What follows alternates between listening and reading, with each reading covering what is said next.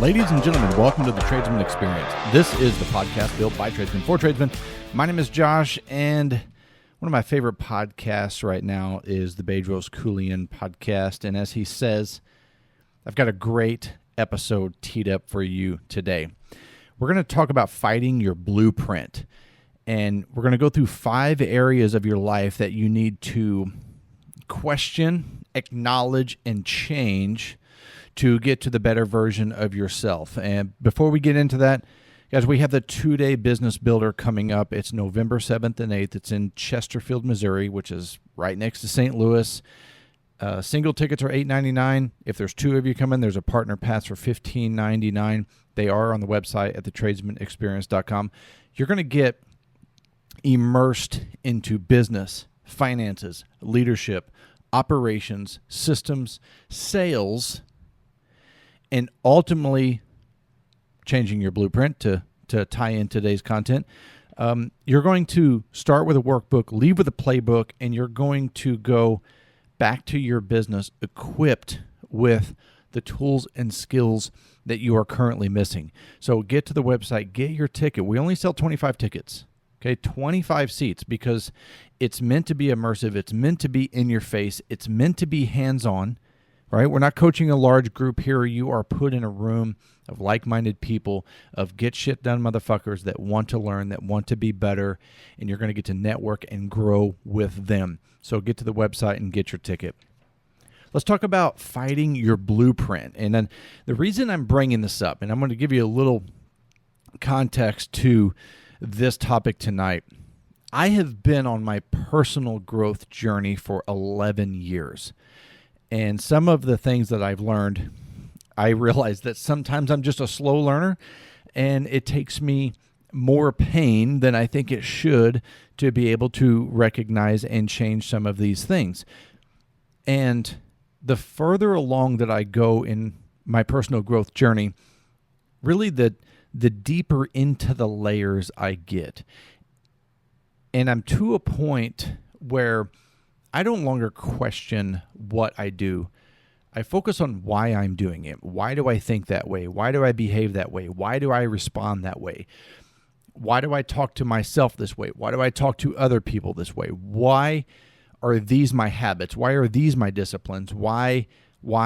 So I think part of that growth plan, your growth journey rather, you're going to get to a point where you get to the why. And I think there's a few very important stages in the personal growth, and I think one is once you begin your personal growth journey, you enter into a discovery phase, and this is where you don't even know what questions to ask. You're just learning about yourself. You're learning things about yourself for the first time because you've never looked internal. You've always looked external. So through that journey for me, that discovery phase and then the what phase and now being in the why phase, and obviously there's pieces of implementation that go along with every phase. When you get to the discovery phase, this hunger takes over to want to learn more and want to understand more, but you have to implement. You still have to put the reps in. Like going to the gym, you're going to start with the lighter weights, go to the medium weights, go to the heavier weights. But for me, also with the gym and everything, I get really focused on form. I get methodical about, again, how do I need to be doing this? Why am I doing this? What am I doing? So I just wanted to give you a little bit of context, because what I'm going to go through tonight is 11 years in the making. So some of this may seem goofy to you. Some of it may be too far in the future for you, and that's okay.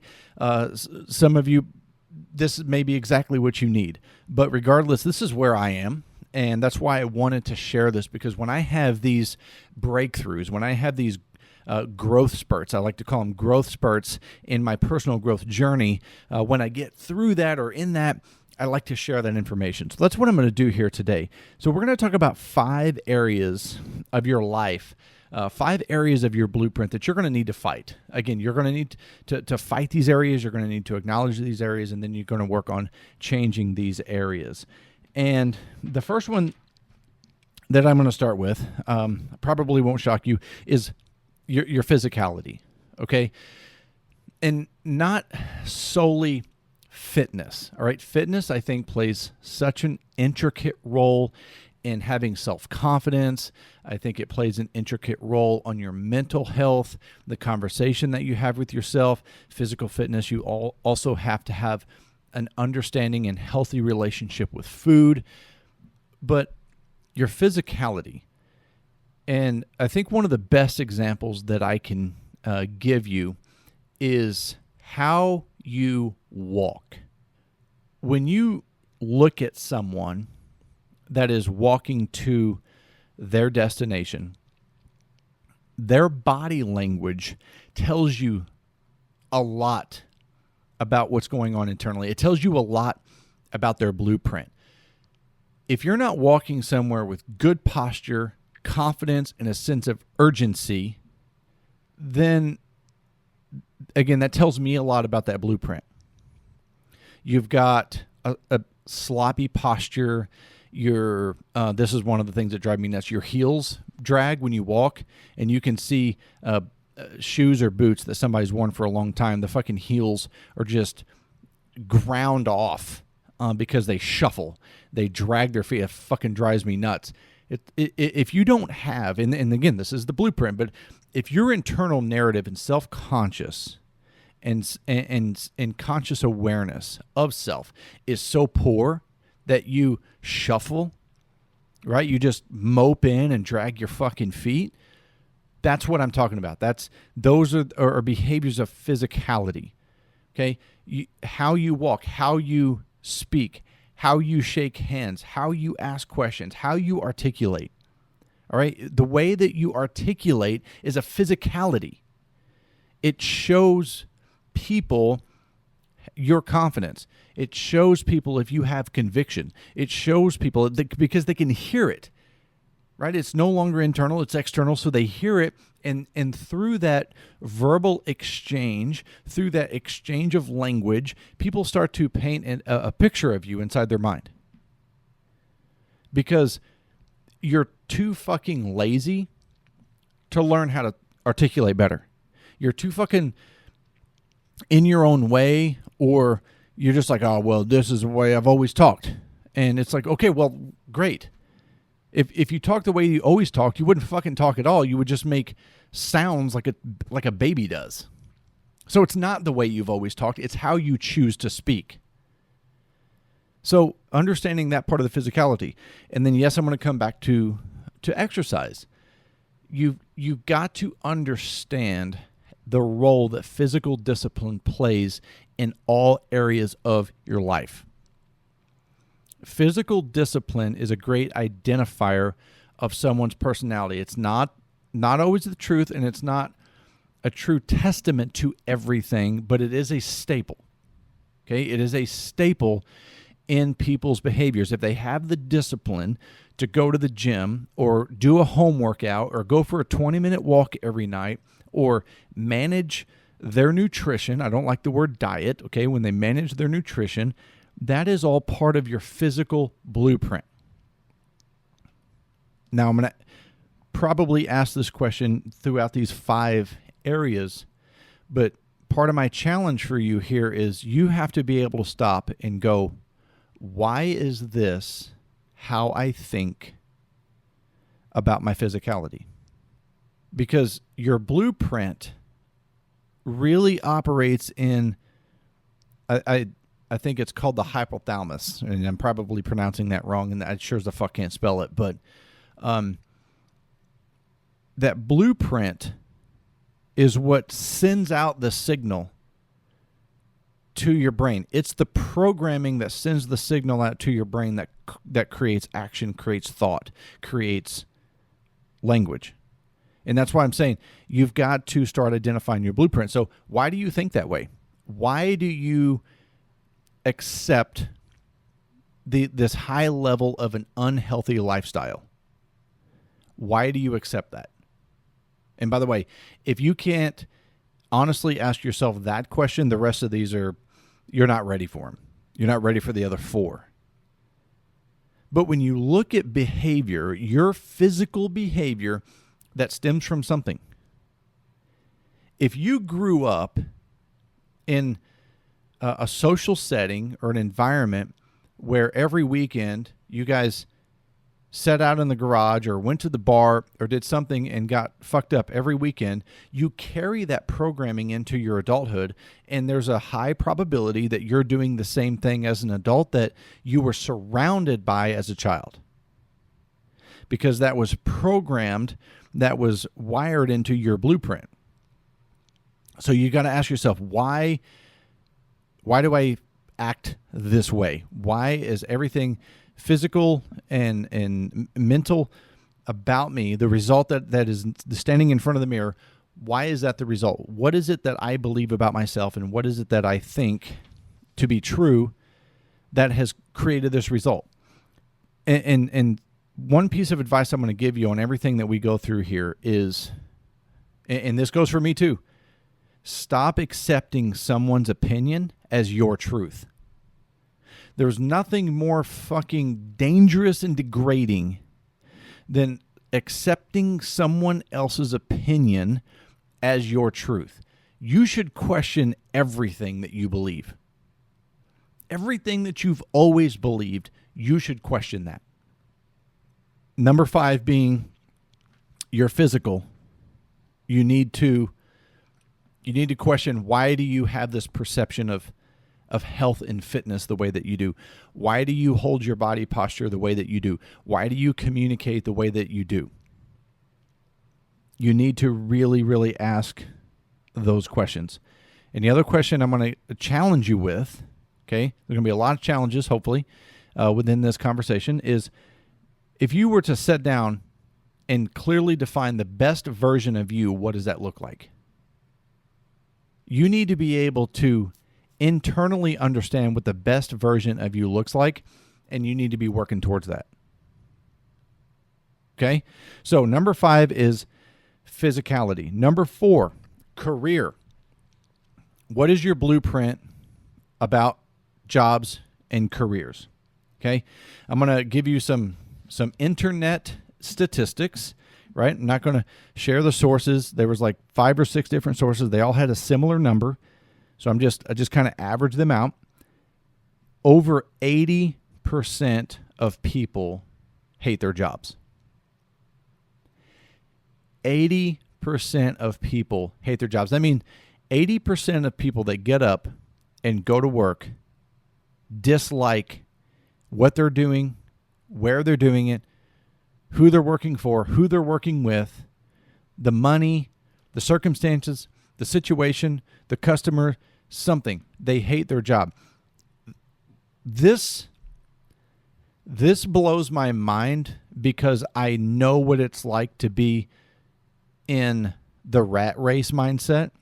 I know what it's like to get up every day and go to a job you hate, and I know what it's like every day to get up and feel like it matters and it feels like you're making a difference and love what you do. Katie is another great example. She gets up every day and drives to her dream job. Her dream job. She can't picture doing anything else because this fulfills her. Your unhappiness is coming from a lack of fulfillment. Why do you drive to a job you hate? You got to question that. I know one of the blueprint codings, one of the impressions that we have in our mind is that you're not allowed to be selfish. You're not allowed to be selfish. You grow up, you get a job, you create a family, and that's it. You don't question it. You don't have to like it. That's your blueprint. Because we were taught that it's not okay to be selfish. I'm going to tell you something very, very important. The best version of you requires you to be selfish. It's selfish for you to go to the gym and exercise. It's selfish of you to not binge and scroll social media. It's selfish of you to not drink with your friends or drink with your spouse or fucking drink alone. It's selfish of you to do the things that you believe you should be doing because you're afraid that you're going to sacrifice or offend or disappoint someone else. Now, I'm not talking about ego selfishness. I'm not talking about sacrificing others for your gain. I'm talking about you have to be selfish in what you want and who it is that you want to be. And your career plays such a huge role. I don't know what the average commute is, but the average job is 8 hours a day. If the commute is a half hour, that's 9 hours a day, plus your lunch break. So we're at 9.5 to 10 hours a day. All right, you've got 24 hours in a day. I'm going to blow you away with some math here, okay? But if you're gone 10 hours, if you sleep correctly and you're not fucking video gaming at night or late night snacking or binging television because you feel like you've worked hard and fucking deserve this, if you're actually taking care of yourself and you sleep 7 to 8 hours, right? Well, that's 17 hours off of 24. What are you doing with the rest of your time?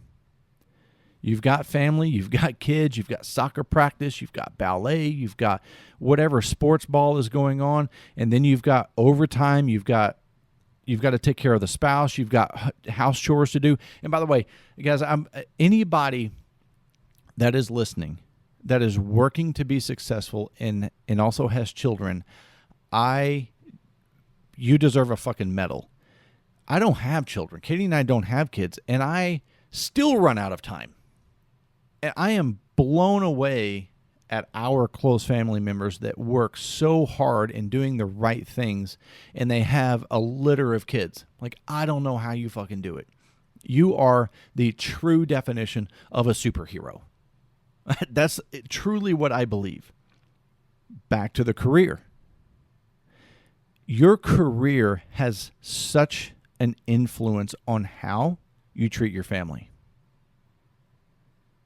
I know this personally from growing up. I'm not going to go into details, but this impacts and influences your family probably 10x more than you think it might.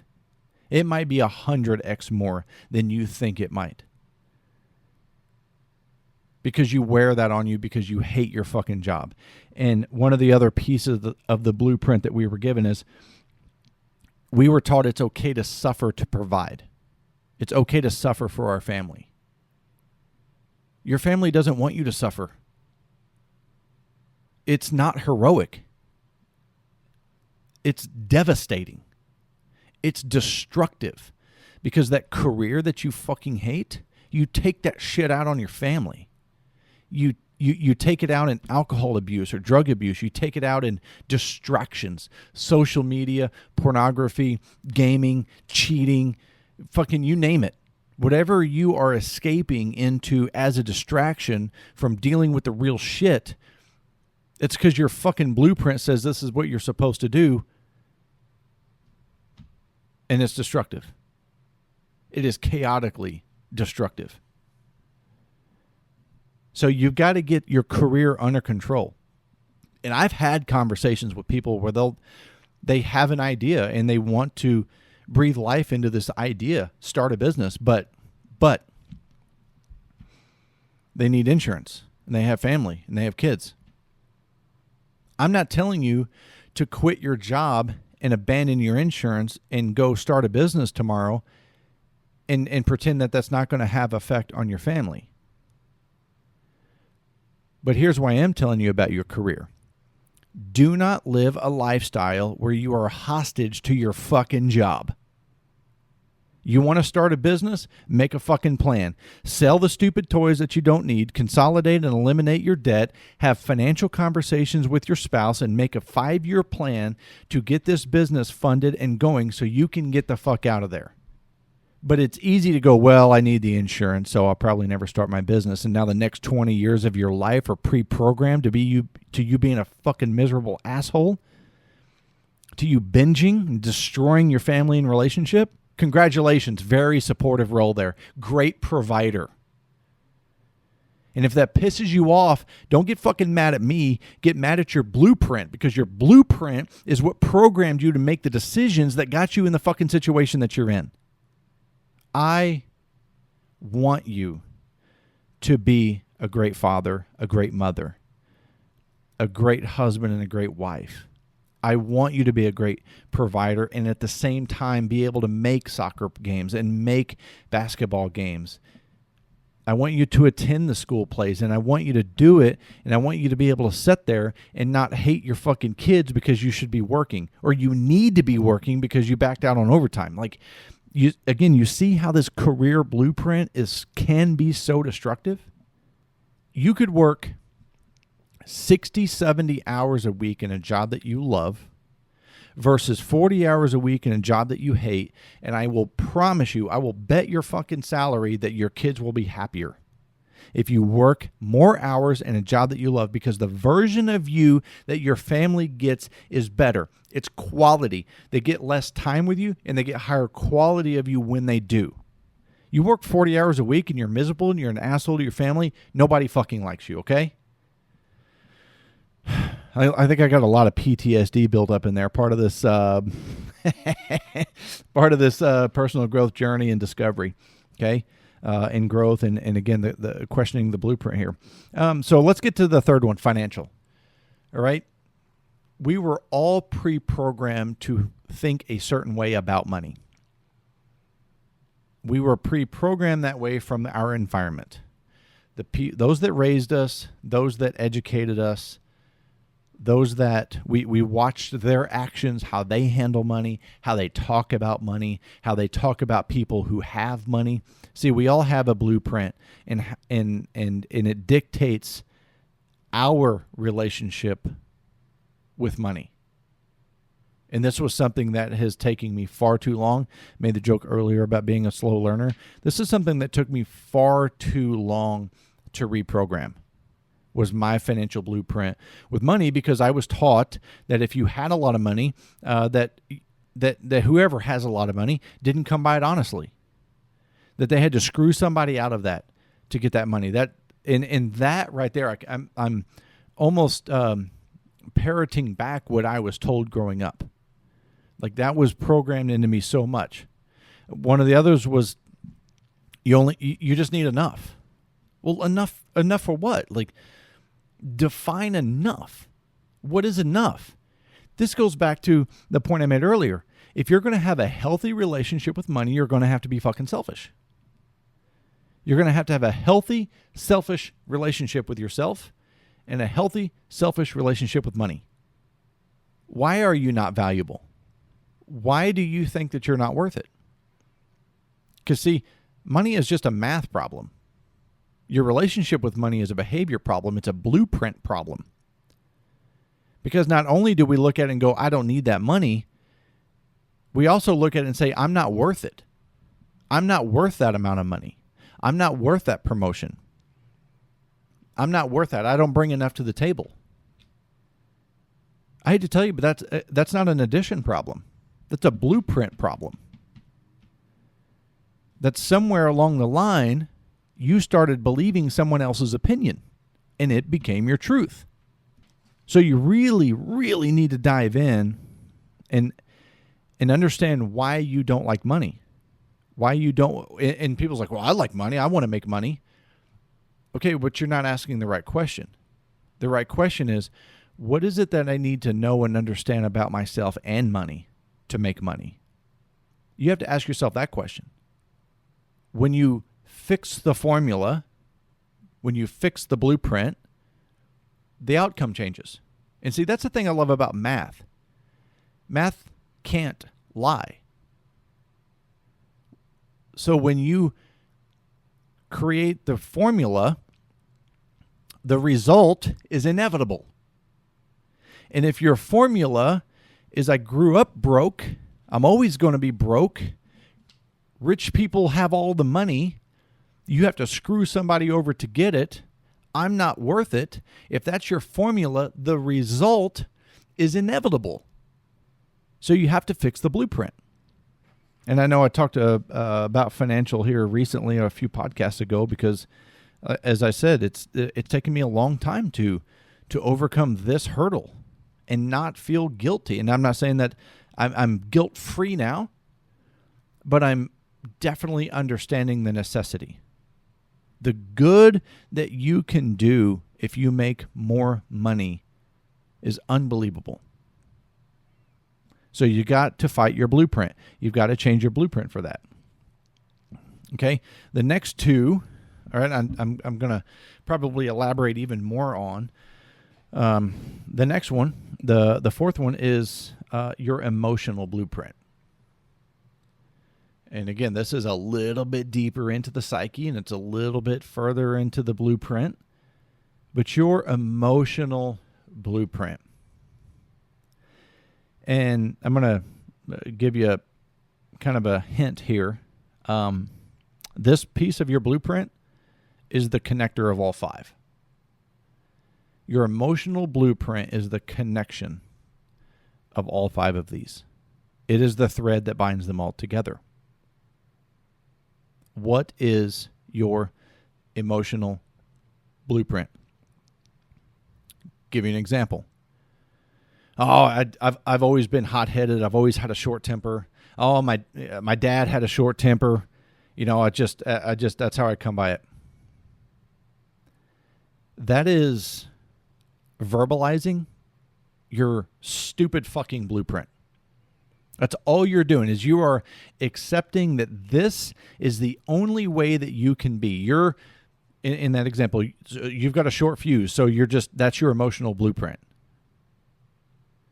That means your emotional blueprint has the maturity of a fucking toddler. That's why you behave that way, because there was a point in your life, again, where your environment, the influence in which you were under, programmed your blueprint, and you never changed it. This is the absolute hardest one for me over the last 11 years. And it's also been the most rewarding. This one right here, the emotional blueprint, has changed everything about my life. Because I don't lose my temper. I don't manipulate people anymore. I don't do all of these things for self-gain at the sacrifice of others. But that's how I was taught. That's how I was programmed. I was programmed to fear authority. That is a straight line, A to B, complete definition of my emotional blueprint growing up. You didn't cry, you didn't ask why, and you feared authority. That's it. You weren't allowed to express your emotions, you weren't allowed to have them, and you weren't allowed to question emotions. And you could see, if I, being a 43-year-old man today, if I still behaved that way, how unsuccessful in all of these areas of my life I would be. Because when you have an emotional blueprint of that low maturity, it's everybody else's fault. It's easy to blame someone else or something else. It's too easy. But here are some areas of your emotional blueprint that I want to bring up. One, how were you introduced to love as in your environment? How were you introduced to love? How was love leveraged or manipulated against you? You may have a very strong emotional blueprint, and that makes me so happy. That truly brings me joy. So some of these don't apply to you, and I think that's brilliant. But some of this, that first question right there, how was love leveraged against you? That right there is probably going to trigger some fucking repressed memories for a lot of us. And the other side of love is how were you introduced to hate? How were you taught to hate, and what were you taught about hate? Again, this education, this indoctrination, this immersion into your environment is what lays the pathway for your blueprint. Your blueprint creates your thoughts create your actions, creates your language, creates your behavior. That's why you have to question all of these. Another emotional question. What trauma do you have, and how were you taught or encouraged to deal with trauma? This is all emotional. How were you taught to deal with trauma and tragedy emotionally? Suppress it mostly. I mean, that's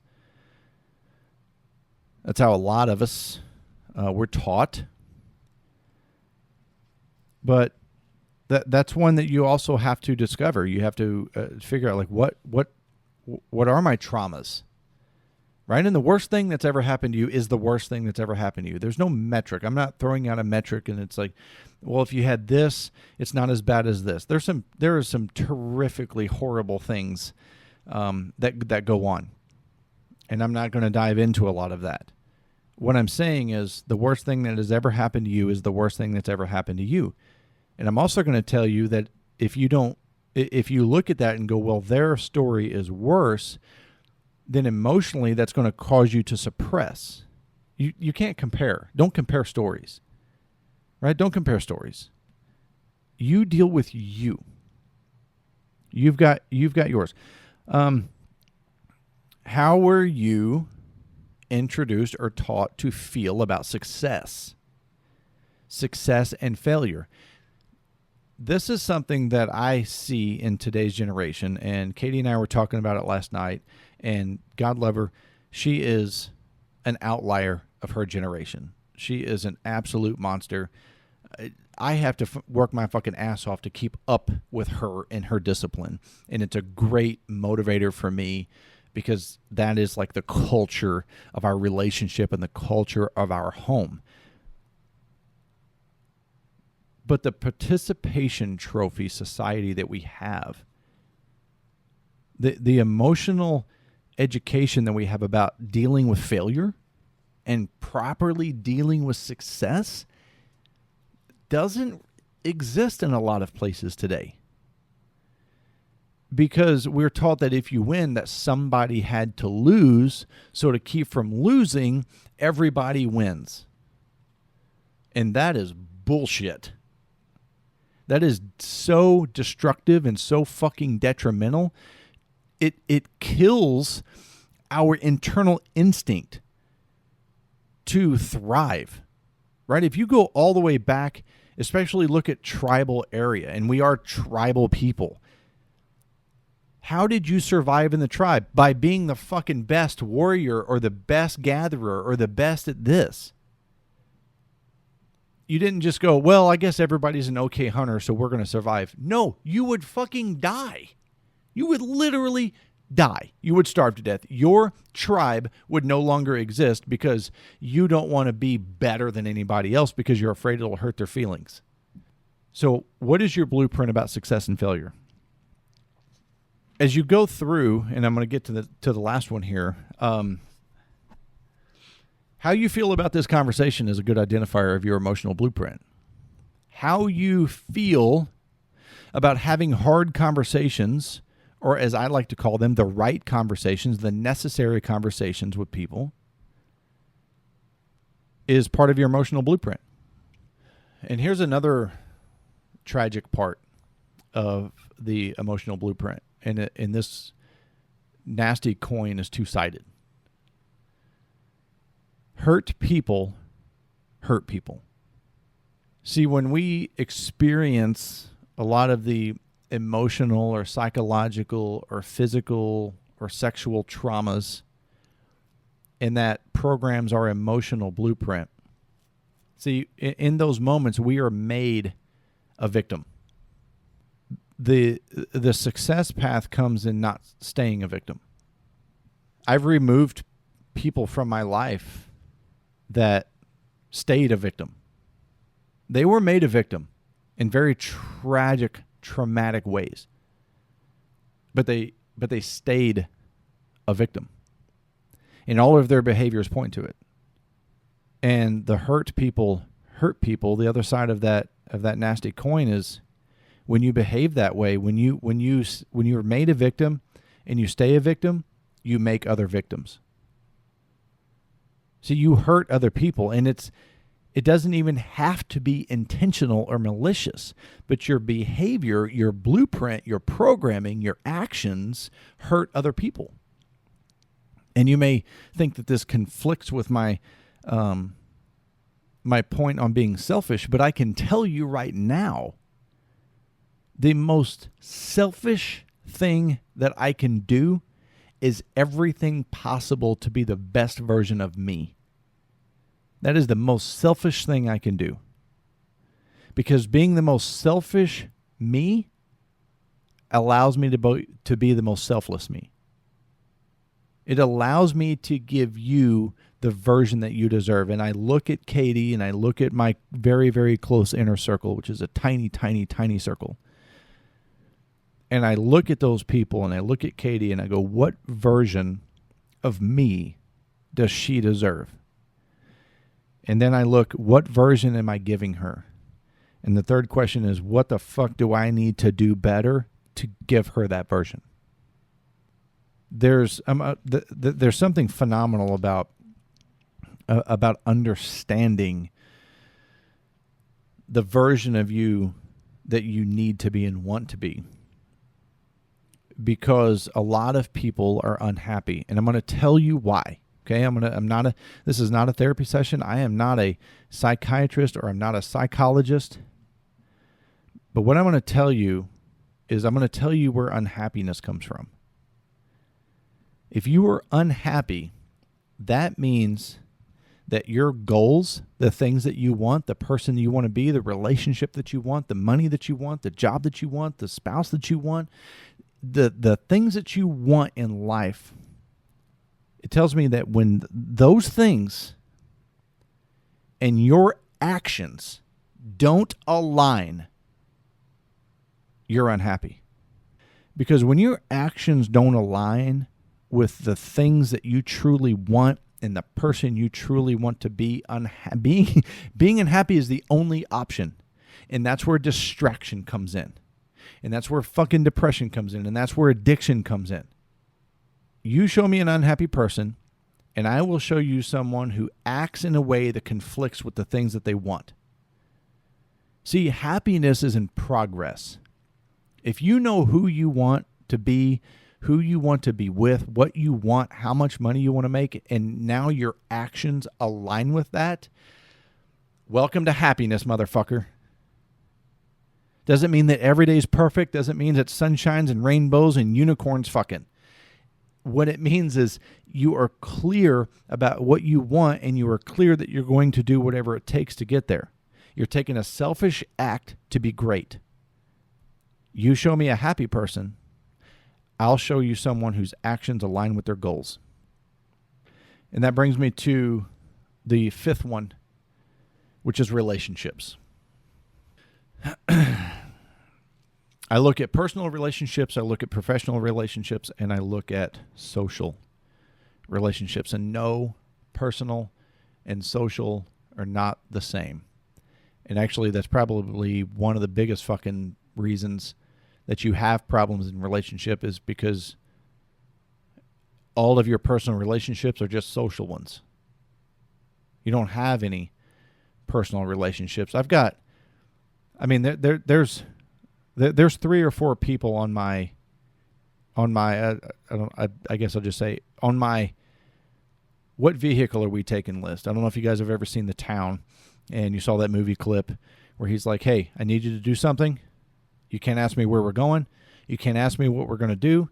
And you can never talk about it again. And he just looks at him and goes, what vehicle are we taking? There's like 3 or 4 people on that list. Those are my personal relationships. And there's a couple extensions of those, right?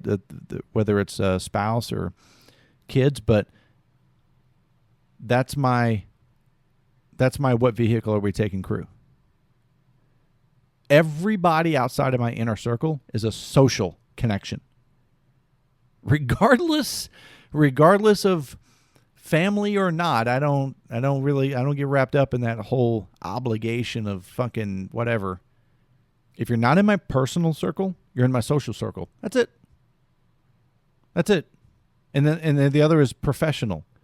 Like I have professional relationships, but those lines don't cross anywhere. There is no social relationship outside of that professional. And again, I'm okay with that. I'm okay with those, understanding those boundaries, because it helps me navigate me.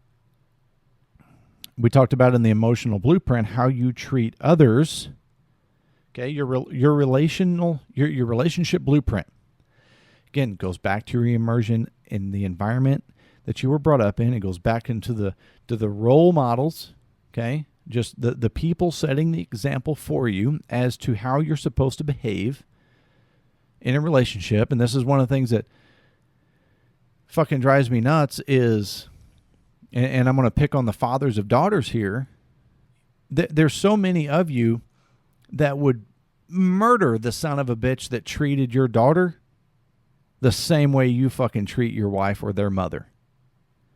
Because you look at the daughter and you go, no man will disrespect you. No man will treat you with anything less than perfection and love and adoration.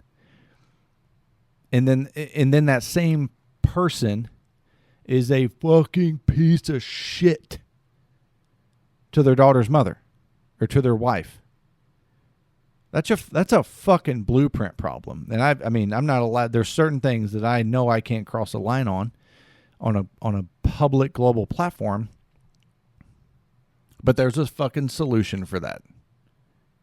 How you treat others is a huge, huge identifier of your blueprint and your relationship blueprint. But here's another fucked up side to that. How you tolerate being treated is based on your blueprint. How you tolerate being treated. See, we always look at the tyrant, right? We always look at the person that's inflicting pain onto other people, and we go, you shouldn't behave that way. The problem is the person that was made a victim and stayed a victim, your relationship blueprint, it's how you tolerate being treated. And how you tolerate being treated on all levels. And this is, okay, let me see if I can not get overly fired up here. You do not get to buy excuses. Okay? You do not get to build an equity account of being a fucking asshole. All right, if you're in a situation where maybe you pay the bills or you are the provider or you're giving them this opportunity to do something, because you're doing that doesn't buy you permission to be a fucking idiot or an asshole. That's a relationship blueprint. And there's so many ways that you can justify your behavior. You can, how you define marriage, how you define relationships, how you define love, and we talked about, right, a lot of those already, right? Like this is all part of your blueprint. And again, this takes so much awareness. Again, guys, I'm 11 years in, and this is shit that I'm still peeling back, right? I'm still fucking rebuilding my blueprint. The amount of maturity that it takes to accept this and understand this and really attack, right? Where you actually got to fight your blueprint and you got to change. It's astonishing to me the quality of relationships because of this blueprint. Again, you don't get to buy permission to fucking cheat. You don't get to buy permission. Well, I fucking pay for everything. Yeah, because you're in a relationship. You're being supportive. And if you feel that way, it's because you don't have clear expectations. You're not having the right conversations. There's no alignment within your household. So you just make it as an excuse to justify your stupid fucking behavior. And I have seen this so many times my whole fucking life. And yes, I have also fallen into this category of all of these, by the way. And this is not, I am not coming from a place of self-righteousness. I'm coming from a place of just complete fuck up. I'm not anymore.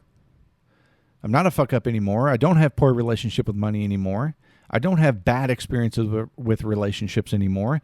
I don't have a poor self-narrative of my physical fitness, although just to be honest with you, I struggle time to time with dysmorphia.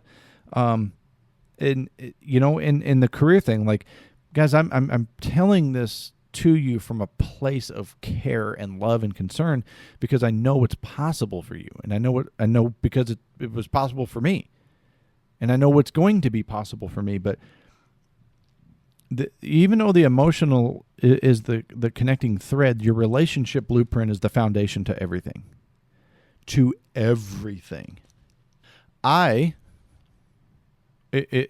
let's just say if I'm going to go into business with you, and we sit down and we start drawing up the contract, and we're 50-50 owners, okay? There will be an infidelity clause in that contract, which means you step outside of your relationship, you just give me your 50%.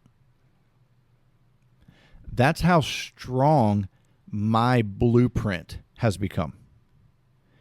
And if you look at that and go, I'd never make that fucking deal, then I wouldn't want to fucking be in business with you because I don't trust you. If you can't look at that and go, I respect that, and I expect the same from your end. If you look at that and go, well, fuck that. You never know what's going to happen in my relationship.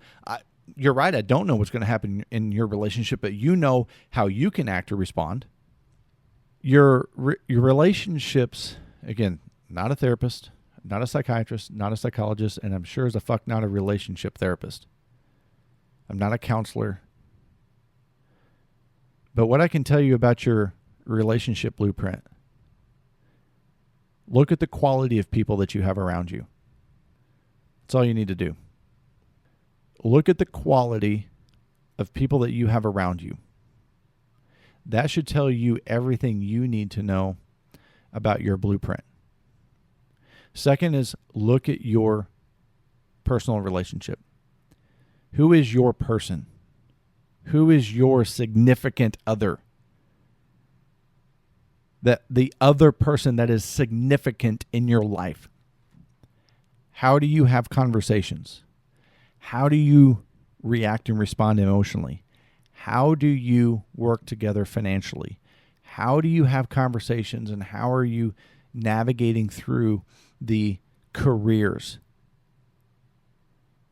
How are you working together through physicality and fitness and communication and support? How are you working through those things? Because all of our blueprint, our indoctrination, the school system, everything that we're taught about asking questions, everything that we're taught is you have to be right. If you're not perfect, you're wrong. Don't ask questions because somebody will think you're stupid.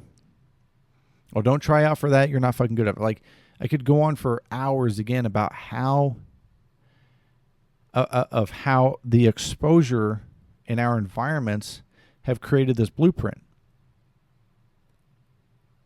But you can look at these 5 areas of your life and you can determine, if you're smart, which I know you are, and if you're mature, which I know you are,